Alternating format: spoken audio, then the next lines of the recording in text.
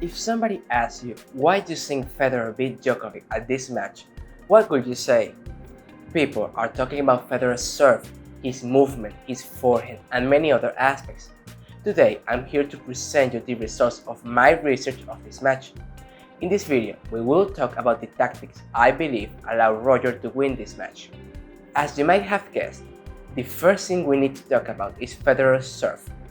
Federer is one of the best servers on tour. What makes his serve so effective is his placement and accuracy. Usually, Federer keeps guessing their opponents about where he will hit his serve by keeping an even distribution. That means hitting as many wide serves as these serves throughout the match. In this match, however, he did something different.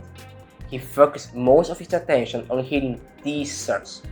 If we take a closer look at Federer's placement of serve, we will see that he used the T serve 71% of the times on the deuce side and 68% of the times on the ad side.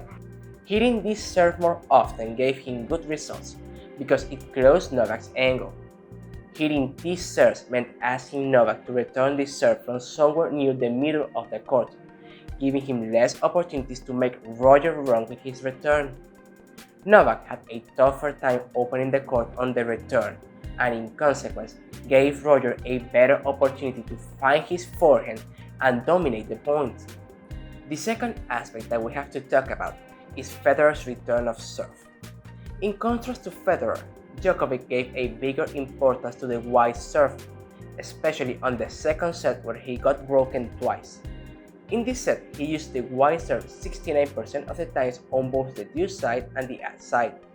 However, during this match, Novak only got 9 service winners because of how good was Federer's return.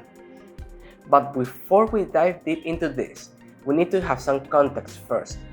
When players have to face a great server, many times they try to predict the serve. They take a couple of steps in a certain direction in an attempt of improving their chances on the return of serve.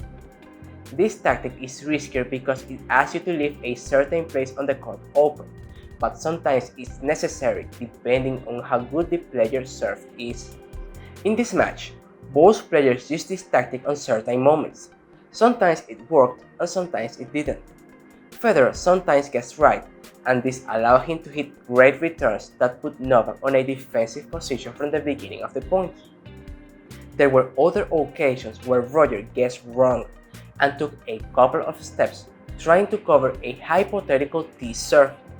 However, even though he guessed wrong, he still managed to return the wide serve because Roger, as soon as he does the split step, he lands closer to the baseline. Doing this allows him to cut the wide angle short and give himself a better opportunity of returning those wide serves.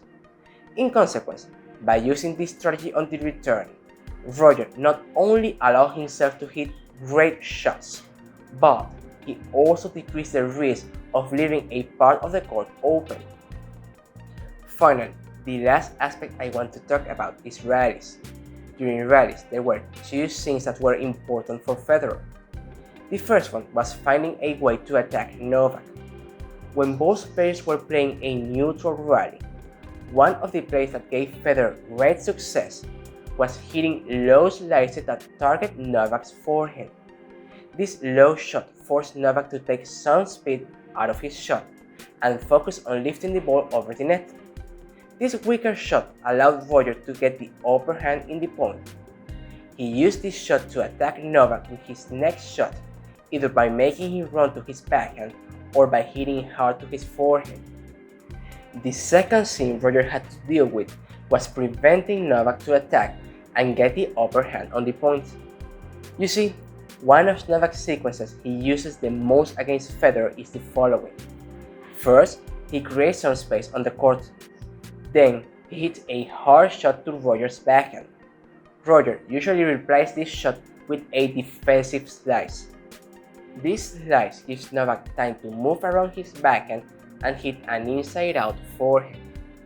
This forehand's purpose isn't to push Roger back or get a short ball. Novak already accomplished this with his last shot. The purpose of this forehand is to push Roger to the sidelines of the court. Roger hits another defensive shot, usually another slice backhand. and Novak finishes the point by aiming the empty space of the court. What Roger did great in this match is that he found a way to break this sequence. If my numbers are right, Novak tried this sequence 9 times, but only won 5 points. The reason for this is that Roger made an effort to avoid replying Novak's first shot with slice. He used topspin backhands that didn't give Novak time to use his forehand comfortably, and therefore complete the sequence.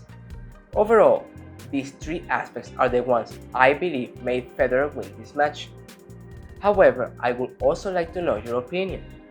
Do you agree with this analysis? Do you believe there are other tactics that I didn't mention in this video? Please let me know in the comment section. Also, I wanted to let you know that I created a Facebook group for those of you that want to talk about strategies, share your experiences during your matches, or ask for advice.